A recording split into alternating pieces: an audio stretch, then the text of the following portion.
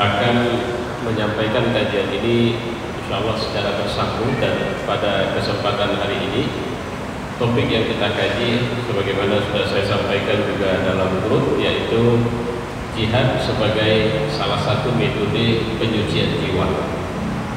Nah, pertanyaannya, apa mungkin kita bisa membersihkan hati jiwa kita dengan ikut berjihad di jalan Allah?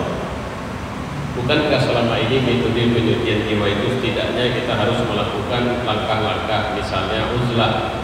Uzlah itu yang sering kita persepsi, walaupun itu salah, adalah meninggalkan dunia secara fisik, kemudian pergi ke satu tempat, bersepi-sepi di sana, menguatkan zikir kita, baik zikir lisan, zikir hati, ibadah-ibadah kita, memutus segala sebab kenikmatan yang menghubungkan kita dengan kenikmatan dunia.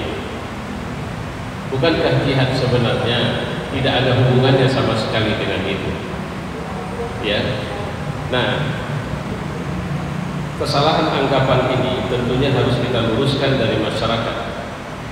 Karena kalau bicara tentang penyucian jiwa, terus terang sekarang ini banyak sekali infiltrasi. Infiltrasi itu artinya perembesan yang kemudian terjadi mixing, proses campur baur antara Islam dengan keyakinan-keyakinan lain.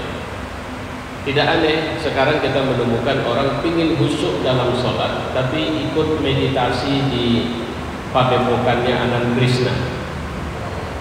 Jadi dia ikut yoga. Jadi bahkan ada kemarin saya di satu kantor memberikan tausiah bahwa ternyata di kantor itu ada, kalau apa istilahnya, kegiatan di luar kantor tapi dilakukan oleh kantor, mengikuti yoga. Yoga itu bungkus di luar, disebut sebagai olahraga. Dia bertanya kepada saya, apakah saya boleh ikut pelatihan yoga ini? Saya tanya balik, apa manfaat yang Anda rasakan dari situ? Begini, semua dia jelaskan. Sampai kemudian dia menceritakan salah satu bentuk terapinya dan menyudahi kegiatan itu dengan mengatakan, misalnya saya menyebut kepada diri saya, wahai Abdul Latif Khan, terima kasih. Jadi saya berterima kasih kepada diri saya sendiri. Maka saya mengatakan dengan demikian, Anda tidak boleh melakukan itu karena itu masuk tradisi kafir, musyrik yang tidak boleh diikuti, dan Anda berdosa jika masih melanjutkan itu. Saya mohon maaf, saya tidak ada hubungan dengan olahraga yang dimaksud dengan tarik nafas ini apa semua, itu urusan saya.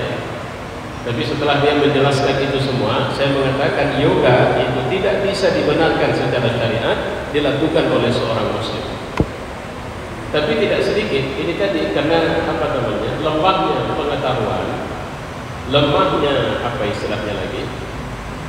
pemahaman kita tentang Islam. Ini menyebabkan kita mudah sekali diserang dengan pemikiran-pemikiran seperti ini. Contoh, saya mohon, ini sudah lama ini, antara kerja dengan ibadah. Kalau kita sedang bekerja, maka panggilan sholat datang, maka nggak ada masalah, abaikan saja dulu panggilan sholat, utamakan kerja, walaupun nanti sholatnya di akhir waktu.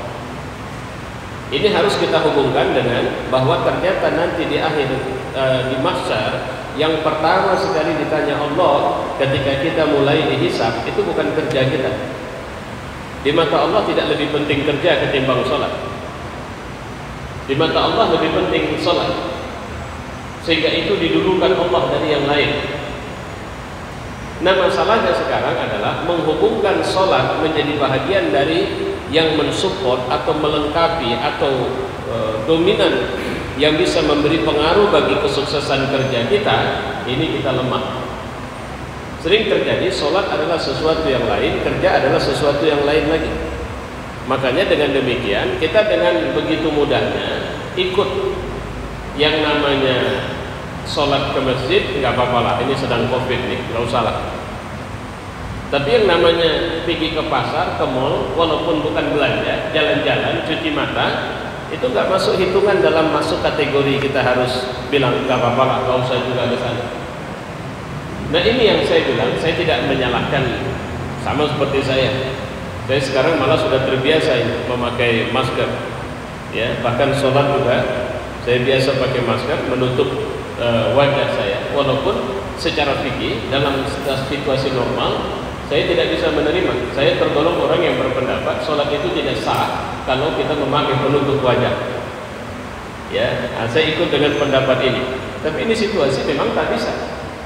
Ini bukan masalah sah tidak sah sholat. Ini masalah saya bisa menularkan atau saya bisa ditularin. Itu saja persoalannya. Karena wabah yang terjadi adalah sesuatu yang menyebabkan ada peristiwa normal menjadi darurat. Jadi kalau pakai bahasa pemerintah dengan new normal itu sebenarnya kalau bahasa syariatnya itu darurat. Kenapa? Karena peristiwa wabahnya masih terjadi di tengah kita. Tapi kalau di luar sana tak nampak itu. Sama aja semua. Ya, baik. Kita balik kepada cerita kajian kita ini. Jadi bisakah jihad dijadikan sebagai sarana penyucian jiwa, membersihkan jiwa? Maka pertanyaan saya, kalau seorang misalnya qital itu berangkat perang. Perang memang resikonya mati. Jadi kalau orang perang itu resiko bukan paling pahit itu, ya memang resiko normalnya ya kematian atau luka badan, hancur, ya cacat. Pertanyaannya, apakah ada jiwa atau nafsu yang belum dia tinggalkan atau yang belum dia kalahkan ketika dia berangkat perang di jalan Allah? Bapak sedang mau promosi jabatan, mau naik pangkat, masih mau. Pada saat yang sama datang panggilan jihad. Wahai orang Indonesia, wahai orang Medan, ada musuh agama kita yang sedang menyerang dan ingin membunuhi kita. Ayo berangkat, mari kami panggil putra-putri Islam terbaik, majulah ke medan atau ke front terdepan. Saya mau tanya, mau nggak? Di satu sisi ada promosi jabatan. Kalau mau, bukankah jabatan lebih rendah maknanya dari membela agama Allah? Kalau begitu, atau istrinya sedang mau melahirkan di rumah, sedang dalam posisi partus, sudah masuk rumah uang bersalin, kemudian tiba-tiba datang panggilan jihad. Bukankah itu artinya kalau dia tetap berangkat, artinya istri dan anak tidak jauh lebih utama dari panggilan jihad ini? Di zaman Nabi ada seorang sahabat Hanzalah namanya. Hanzalah ini baru menikah. Pada saat dia sedang berhubungan suami istri. Jadi ketika mobilisasi jihad dilakukan, itu ada sahabat yang keliling rumah-rumah penduduk di Madinah memanggil orang untuk berangkat. Segera ke masjid karena Rasulullah sudah memobilisasi pasukan untuk berangkat jihad. Hanzalah langsung meninggalkan istrinya padahal dia sedang berhubungan suami istri dan bahkan belum sempat mandi wajib. Coba bayangin, kalau kita bicara ini kalau ceritanya ini istri baru dinikahi. Kalau bicara istri, ada istri yang sudah puluhan tahun kita nikahi. Kalaupun kita berhubungan suami istri dan ada panggilan jihad, belum tentu kita mau meninggalkan istri kita. Ini baru dinikahi, kalau boleh dibilang sedang madu-madunya lain. Tapi Hanzalah meninggalkan itu, bahkan Hanzalah terbunuh dalam peperangan itu. Ketahuannya ketika istrinya mengatakan, ya Rasulullah, bahwa dia meninggalkanku waktu itu dalam posisi dia belum sempat mandi. Karena begitu dengan panggilan hayya 'alal qital, dia pun langsung bangkit, dia pakai baju, dia langsung bawa baju perangnya dan persenjataannya dan menyusul pasukan. Ya. Jadi pertanyaannya, apa ada nafsu yang belum dikalahkan seseorang kalau dia berangkat ke medan jihad? Ini yang harus kita garis bawahi dulu ya. Karena banyak orang menganggap bahwa jihad itu hanya dan tidak ada hubungannya dengan kebersihan hati. Dan jihad tidak mungkin sebagai sarana pembersihan hati. Karena jihad itu keras, kasar. Bagaimana mungkin seorang bisa bersih hatinya kalau dia teriak-teriak Allahu Akbar, habisi, hajar, bunuh, bahkan dia sedang membunuh musuh Allah. Kira-kira begitu. Makanya ini yang insya Allah kita coba meluruskan. Ada orang yang mengira bahwa seorang individu harus sibuk dengan dirinya sendiri. Nah, ini yang kemudian beredarlah hadis palsu yang masih laris manis sampai sekarang. Yaitu hadis terkait yang mengatakan Rasulullah pulang dari satu pertempuran yaitu perang Badar. Nabi mengatakan kita baru kurang dari satu perang dan kita akan menghadapi perang yang jauh lebih besar dari pertempuran ini. Para sahabat mengatakan, ya Rasulullah, apa ada perang yang jauh lebih besar dari pertempuran yang kita bersimbah darah, bahkan ada di antara kita yang terbunuh? Apa ada perang yang itu bahkan bukan harus menumpahkan darah? Nabi mengatakan, ada. Apa itu? Jihadun nafs, perang melawan diri sendiri. Para ulama meneliti ini, bahwa ini tidak ada hubungannya dengan Rasulullah pernyataan ini. Maka orang yang menyampaikan ini tergolong orang yang berdusta atas nama Rasulullah. Cuma, mohon maaf saya memperhatikan banyak buku yang ditulis para alim ulama, tidak sedikit juga ceramah, termasuk saya pernah menjadikan ini sebagai sumber dari bahan ceramah saya, apalagi kalau sudah bulan Ramadan. Ya, apa itu? Seakan-akan itu tadi jihadun nafs, jihad melawan diri sendiri. Itu jauh lebih utama dari jihad perang di jalan Allah. Ini ketika diteliti, ini yang pertama sekali, ini si pembuat hadis ini orang Baghdad. Kalau saya disilat orang Baghdad atau Basrah. Ya, dalam satu buku dijelaskan bagaimana ternyata ini sengaja dikomandangkan untuk kemudian apa? Melemahkan hamasatul jihad, semangat jihadnya orang Islam. Ngapain kita? Bahkan sekarang ini beredar orang-orang muslim yang misalnya mengatakan demonstrasi-demonstrasi yang dilakukan dalam rangka walaupun dalam koridor demokrasi itu dibenarkan, itu adalah perilaku bugha, perilaku pembangkangan terhadap agama. Bahkan pelakunya itu halal darahnya. Jadi kalau polisi mau nembaki demonstran, nggak salah polisi secara syariat. Itu ada pandangan yang ceramah Ustaz. Coba bayangin, sekeji itu pandangan. Ya. Nah jemaah yang mulia, ini catatan, ini pendahuluan yang masih harus saya sampaikan. Kemudian dikatakan bahwa dia harus sibuk dengan dirinya sendiri, bukan bersama dengan orang lain. Harus melihat aib diri sendiri, tak boleh melihat aib orang lain. Juga bahwa seorang muslim harus hijrah dari dunia dan segala isinya agar dapat memasrahkan diri kepada agamanya dan mengosongkan hati sebagai terapi mengendalikan jiwa. Dia harus menjauh dari orang banyak. Kalau bisa jamaah di masjid juga jangan. Kenapa? Nanti bisa terkena penyakit riya. Jadi kalau bisa dia sholat dalam sembunyi-sembunyi, hanya dalam kesendiriannya saja. Begitu. Ini masih diidap cara berpikir seperti ini oleh banyak orang. Sehingga kita nggak bisa terima misalnya, apakah seorang, misalnya kalau kita pakai bahasa sufi, apakah seorang Umar bin Khattab bisa digolongkan sebagai seorang sufi? Sementara hidupnya keras. Apakah kita bisa menyatakan Khalid bin Walid sebagai seorang yang juga hatinya bersih dan dia bisa dikategorikan sebagai sufi, atau Ali bin Abi Thalib? Kalau ya, misalnya pernyataan ini kemudian kita lanjutkan, padahal Ali bin Abi Thalib dipenuhi perjalanan hidupnya dengan perang demi perang. Ini yang harus kita perhatikan pelan-pelan, dan ini yang insya Allah nanti kita akan coba kembangkan untuk menjelaskan seperti apa jihad dan bagaimana seharusnya sampai akhirnya jihad ini bisa membersihkan jiwa kita. Ya, karena terus terang kalau tadi saya sebut nama Umar bin Khattab, Umar bin Khattab itu adalah seorang laki-laki dari kalangan dari sahabat Rasulullah, bahkan tergolong sahabat ring satunya Nabi. Itu kalimat yang paling terkenal, hasibu qabla an tuhasabu, hisab dirimu sebelum kau dihisab. Ini tidak mungkin keluar dari mulut seorang yang tidak bersih hatinya. Ya, atau Khalid yang merindukan kematian sebagai seorang syahid dalam medan perang, walaupun akhirnya dia mati di atas tempat tidur. Atau kemudian Ali bin Abi Thalib yang pernah mengatakan, jika kemiskinan itu adalah seperti atau sebagaimana kita manusia, maka akan aku tebas lehernya. Menunjukkan betapa Ali bin Abi Thalib membenci kemiskinan atau orang yang pasrah dengan kemiskinan, walaupun Ali bin Abi Thalib hidup dalam kemiskinan.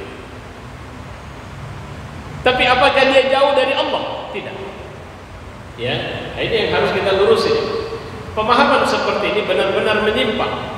Pengaruhnya sangat buruk bagi individu dan masyarakat. Pemahaman ini mengaburkan prinsip-prinsip penyucian jiwa yang benar yang telah digariskan oleh ajaran Islam. Bantahan terhadap pemahaman ini akan disajikan. Insyaallah nanti akan ada kajian kita. Sedang di bab ini kita akan lebih bertujuan untuk menonjolkan peranan jihad dalam penyucian jiwa. Ini saya pegang buku Anas Ahmad Karzun yang juga ini ada 5-6 bab terkait materi penyucian jiwa ini. Dan jemaah yang mulia, nah disinilah makanya kita penting, apalagi sekarang banyak orang yang mencoba membunuh. Apa yang saya maksud membunuh? Ajaran tentang jihad ini mendistorsi. Distorsi itu artinya merusak. Kalau air dikeruhkan. Supaya apa? Supaya kita jadi takut dengan kata jihad. Nggak berani dinisbahkan atau menisbahkan diri sebagai mujahid. Alah, kita lebih suka disebut sebagai abid. Saya ini saat adalah seorang ahli ibadah. Saya lebih suka, udahlah kalian sajalah yang amar ma'ruf nahi munkar, saya di sini. Itu level orang yang tidak bisa menerima, maaf, tidak bisa menolak ajaran amar ma'ruf nahi munkar, tapi sudah tak berani masuk. Karena dianggapnya ini ajaran keras. Padahal tidak ada satupun ajaran dalam Islam ini yang terpisah dari ajaran yang lain. Semuanya bersinergi secara cantik, secara elegan.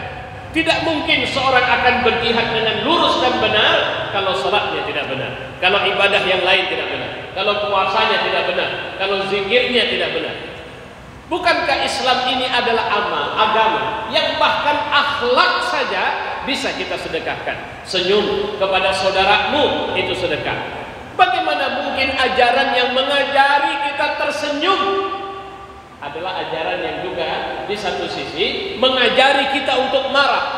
Benar, kemarahan itu jika diberikan garis miring atau penjelasan, marah kepada kebatilan wajib hukumnya.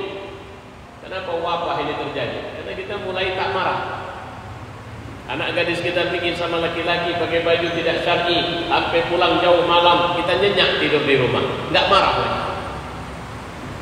Orang tua anaknya berzina, tak marah lagi. Suami istrinya pergi sama suami orang, tak marah lagi. Sama siapa dia pergi? Sama siapa? Ngapain? Apa? Minta tolong diantarkan saja, dia belanja tadi. Naik apa? Naik mobil dia kedua. Tak ada yang lain. Tak ada marah lagi. Dianggap sebagai hal yang biasa. Melihat perempuan pakai baju hampir telanjang, sudah itu di luar sana. Sekarang itu yang saya sampaikan juga kemarin. Kita di masjid ada perempuan masuk halaman Masjid Salman misalnya. Perempuan ini pakai rok pendek misalnya, atau pakai celana ketat, atau pakai baju dengan menonjolkan buah dadanya. Mau ngapain? Dia mau sholat. Kita udah tak marah lagi. Kenapa? Orang dia mau sholat kok bosan. Dia mau sholat benar, tapi cara berpakaiannya tidak layak dan tidak bisa dibenarkan masuk ke area masjid. Seharusnya begitu. Kemarin ada anjing dibawa oleh seorang kafir masuk masjid. Ingat kasusnya. Yang terakhir si kafir ini dibilang gila ya. Cuma coba perhatikan dari video yang beredar, siapa yang marah? Waktu itu, di peristiwa itu, siapa yang marah? Apakah semua mereka marah? Hilang dirah, hilang rasa marah. Marah yang begini kita tidak peduli, tapi ketika perut kita diganggu, kita baru marah. Tapi kalau orang mau ngerampok, mau merampas, mau melakukan kejahatan, kerusakan moral, kita sudah tidak ada marah lagi. Orang tetangga kita misalnya jual atau melakukan transaksi narkoba atau mengkonsumsi narkoba, kita tahu, kita lihat, kita jangankan marah, negur saja nggak mau. Kenapa? Bagaimana bisa marah kalau ketakutan sudah menggejala dalam diri kita? Alasannya apa? Alah, daripada jadi urusan, sudahlah, biarin saja. Kita takut malah dia yang marah sama kita. Dia yang menunjukkan kesadarannya sama kita. Nah, ini bahaya kalau ruhul jihad kita sudah habis. Dan jemaah yang mulia, insya Allah dalam kajian mendatang ini akan kita ulas. Dan saya janji, karena memang saya ada menyimpan yang sudah saya scan dari materi ini, nanti akan saya share karena saya tidak bawa ini. Nanti materi ini akan saya share di grup untuk kemudian bisa menjadi pedoman kita bersama. Nanti bagi yang belum ada masuk di grup Jamaah Masjid Salman, bisa hubungin Pak Syahrial untuk minta dimasukkan. Ini grup WhatsApp ya, untuk kemudian kajian kita. Dan insya Allah nanti materi kajian ini, karena saya belum sempat mengambil alat untuk bisa live streaming di saya hanya merekam dalam bentuk audio. Nanti insya Allah saya akan share ke grup WhatsApp kita. Saya kira itu. Insya Allah kalau ada pertanyaan silakan. Wassalamualaikum warahmatullahi wabarakatuh.